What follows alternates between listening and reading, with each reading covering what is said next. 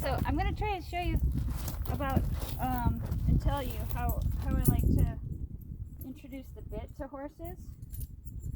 Okay, so first of all, this is, well, actually this is not the bit. Where's my bit? Anyways, it's like, the one that I like is kind of like this. See how there are two joints, and then the reins are going to come directly to it. So this is a double jointed snaffle. This is, I think, called a French link. This middle part is flat, but I actually really prefer, I like when this middle part is rounded, just like how this is rounded. And it needs to be wide enough. And then, of course, you know, make sure it goes in the mouth like that. So the curves are like that. But, okay, so I think it's really great to, I want the horse to understand everything. Softness, give, we do the groundwork, lunging, walk, trot, canter, whoa, nice transitions, understanding all that stuff. And then I introduce, she really wants to put this bridle on. And then I introduce, you're so pretty. Come over here. Come here so we can see your whole pretty face. Good. Okay, then, okay, so I'm just talking about the progression, still with like a halter, rope halter or a flat halter. I introduced this so they understand lunging like as a training tool. Walk, hoe, like super easy. The rope wiggles for my downward transitions.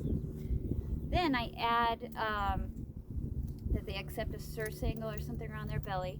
And then I add a second rope because I'm preparing them for long lining. And I attach that to the girth or the surce angle on the outside. And then I don't do anything, I don't pull on it, I just do the walk, trot, and whoa transitions with them carrying that second rope. Okay, then I add that they're doing good both directions, because that rope's going to flop around on their hocks and just kind of, they'll see, they're like, wow, there's a lot of ropes coming towards my body back to you.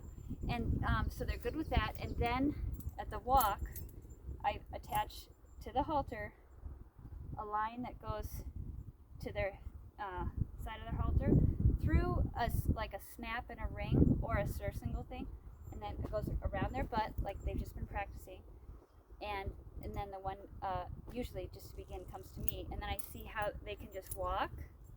And when you turn them, you're asking just to give, and you're asking just to like have them like I'm saying, let me guide you where you're walking. And so I just want to take and give. Take and give means, you know, like I'm asking them just gently, move your head each step. Oh, good. Now we're walking. Now we're going this way. So then, that's the long lining part. And there's a skill to do like a figure-eight, like a reverse, which is pretty easy. I'll make a video about that. It's really easy. And then you just have to practice it. But okay, so they accept all that. But in the like my layering training, okay, so if we're doing something that they already know, then I might add a new thing on top of it. So like, let's say they've got the idea of lunging pretty good, they're coming along, so let's spend some time, even sooner than that actually, introducing the bridle and the bit. And I'm going to show you how I like to train it. I'll see if she can be a demo horse. She's been kind of asking if she can please put on this bridle. So the thing is, I want the horse, my first objective is just that they feel comfortable. I do have treats. I'm going to use treats for this. I want them to feel comfortable putting their face, I got my elbow up and just putting their face here. So I might be like, oh, I think we have to go further back. You're such a good girl.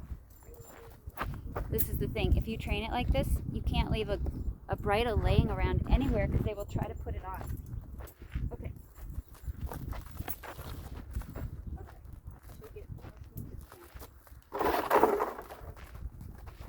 Uh-oh. Okay, now we're going to edit. Okay, so first, some horses are really worried about this, and they're just going to be here, and I'm shoving food in their mouth down here, and we're all comfortable here. And then sometimes just at the, just for like a couple minutes during a session, I'll just bring out, we'll walk over to the bridle and we'll do this. The next thing I want them to do is just be willing to just like touch it with their mouth. And when they touch it with their mouth, then I shove food in. Good. And then you do that a few times, like different days, different sessions. Oh, can you come back here, please? Okay, the next step, oh, I didn't have you buckled up. The next step is, I just want to see if they'll just kind of like even like mouth the bit with their lips. So I haven't had the intention like, how can I get this in their mouth yet? I just want them to be really good with it. So she might just mouth it with her lips. I'm like, oh, good. And I shove in the food right there. Thank you so much. Now, make sure you watch to the end, because when we take off the bit, there's a really wonderful way that you can reinforce the good thing too. Okay, so we've done that for a few days now. She's taking the bit. Now, the next thing is bit goes in, bit goes out, and I reward. It works really well because they're like, oh, that's weird, and then I get a treat. So they're not concerned about, will this ever come out of my mouth? And then, is that a heart-shaped rock? I find heart-shaped rocks all the time. So cool. Thank you. Okay, then there's a time when, now she's very good at this, and now all we're gonna do is we're gonna put the bit in, and the bit stays in. And now it's kind of something for them to learn how to eat food with this bit is this bridle is for my other horse, so it's kind of big. They can figure out, and then I might just be like, oh, here's some more food. You can practice eating food with this bit in. Good job. So that might be enough. And then the next stage is that they have this, we put on the bridle, and they just carry the bit. I'm not gonna do any sort of like, hey, can you give to the bit? I'm not doing that on the first day or two. They can just carry the bit, and while we do some of our things, because it'll be enough of kind of like, oh, I'm doing my things, but this is kind of weird. And then you're asking them to still tune into you for your transitions and your groundwork, whatever you're doing. Okay, so taking off the bridle or the halter, there's a built-in reward. So I really like to reward them by, I take off, the bridle comes off, the bit comes out of your mouth, I let it drop out when your head's down. So sometimes I get horses that they've already done stuff with other people, and they just, they're like, oh, here, let me help get rid of this bit. I'm gonna just go, lift up my head.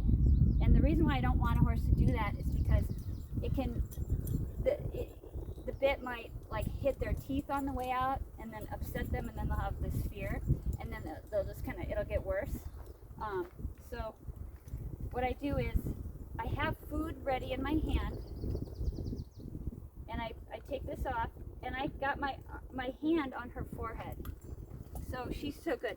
If she lifted up her head, my hand just stays on the forehead, and I wait, and I can help with this food and say, hey, here's your head down. I let the bit drop out, and then I put in the food while her head is down, and then I take this away. You're just such a good girl. Look at you, somehow you have clay on your, like clay eyeliner. Good girl. So I hope that helps. So, but as you can see, the horse will just put on the bridle themselves. So I do want to mention something though. Really recently, at the Midwest Horse Fair, it's 2025, the Midwest Horse Fair, I think it was in March or April. It was April, I think. And anyhow, I saw some lectures by Sarah Matlock, and she's at a university in Colorado. I forget which one. She's the head of equine sciences, man, it's worth it to look up her work and what she's sharing. It's super fascinating. One of the things she shared was, she said all bits are aversion. I don't know if it's called aversion or aversion training, where they work because the horse is trying to get away from pain.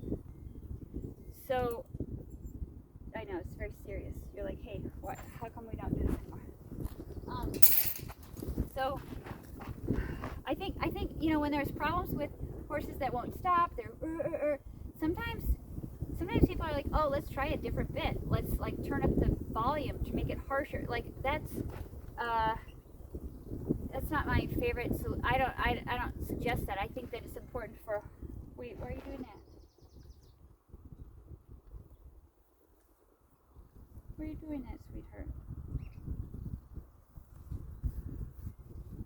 Sweetie. I'm gonna go back. You getting the crumbs out? Okay.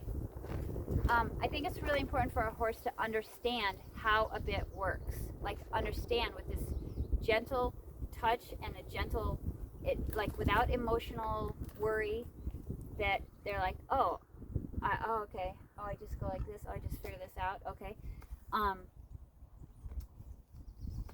I think it's good for them to understand the bit, because at some point, if they're not with you, somebody's probably going to put a bit in their mouth. But Sarah Matlock talked about how when they looked at all these cadavers, some different studies, there's a person in New Zealand, I don't know her name yet, but she's also been studying horse cadavers and learning a lot, like learning that we probably really should be waiting until 6 years old, 7 or 8, to be riding, to sit on their backs, because they're not really developed. So anyhow, they're looking at the mouth, the skull of these horses, and they're finding that they're like little like spurs and stuff. They're seeing damage in the bone from the use of a bit. So it's good for us to grow and learn and get information and consider like how we're doing things, what we're doing. I still like use a bit. I like them to just be, soft, and my hands be soft. And there's different bits for different purposes, right? So for driving, excuse me. Can you back up? Oh, why not? What's happening? Yeah, what's that? You okay? For driving, we don't use a wiggly bit. We use a more solid bit. Because when the horse is in the cart, we have a more connection of contact, so that they're not just like out in space pulling this thing with wheels, and they feel like we're there with them. It's like it's like a dance partner handshake. Okay, is that a lot of talking? Is that enough? Thank you so much. Thank you so very, very much. I love you so much.